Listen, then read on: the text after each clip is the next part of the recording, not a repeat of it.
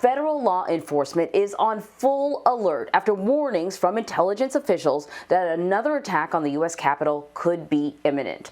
Officials say that the plot is inspired by a QAnon theory that Donald Trump will be restored to the presidency today, March 4th, which was America's original inauguration date until 1933.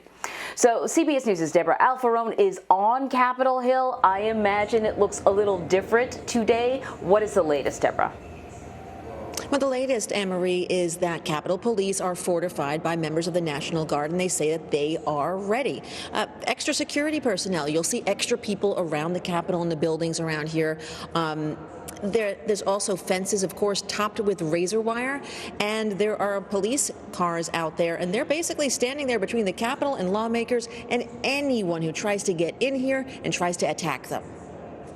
Capitol Hill is under heightened security this morning due to ongoing threats from domestic extremists nearly 2 months after the January 6th attack. We do realize that the possibility of a similar incident occurring in the current environment is a very clear and present danger. A bulletin obtained by CBS News warns of more violence with little or no warning. The threat is driven by a QAnon conspiracy theory that former President Trump will be inaugurated today. President Trump has a responsibility to tell them to stand down. The acting chief of the Capitol Police said threats against lawmakers have almost doubled in 1 year. The threats are through the roof. The National Guard's D.C. commander was here on Capitol Hill yesterday. Major General William Walker testified that it was inaction by the Pentagon that caused a 3-hour delay for his troops to be sent in to stop the insurrection.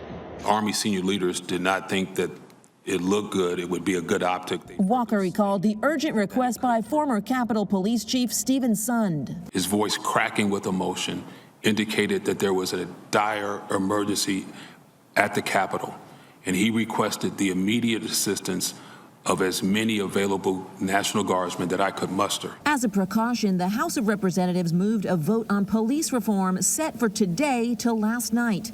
The Senate will be in to debate the COVID-19 relief bill. And lawmakers and staff, they're all being urged to use the underground parking garages here, again, as another precaution to try and stay safe, Anne-Marie.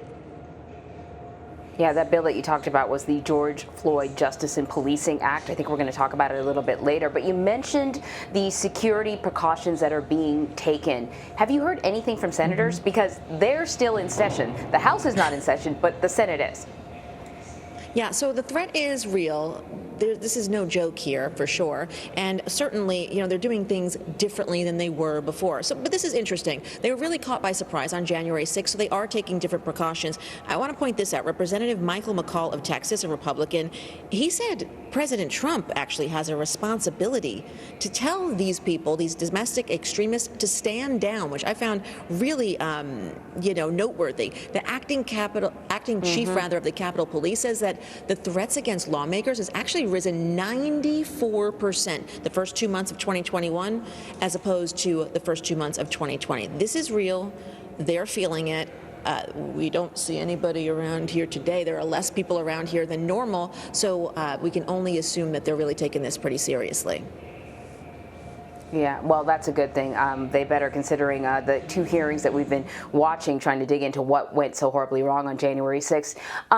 As you mentioned, the House worked late last night. The House passed the For the People Act. It's a bill aimed at voter reform and campaign finance overhaul. Any word on when it may be going to the Senate? Well, the Senate's going to be pretty busy because today they're going to start with this COVID-19 relief bill, and that is something they've got to get done and got to get that done quickly because, again, as we know, March 14th, that's when unemployment benefits run out for so many people. But a little bit about the act you were talking about. It passed with all Republicans voting against it. So it's going to be kind of tough to get Republican support, but I will tell you that Senator Amy Klobuchar says that she wants to make this the #1 priority and wants to hold the first hearing on this bill March 24th. So we can only imagine that they're going to get to that relatively quickly once they do get this COVID-19 relief bill through the Senate. Yeah. All right. Debra Alfarone, thank you very much.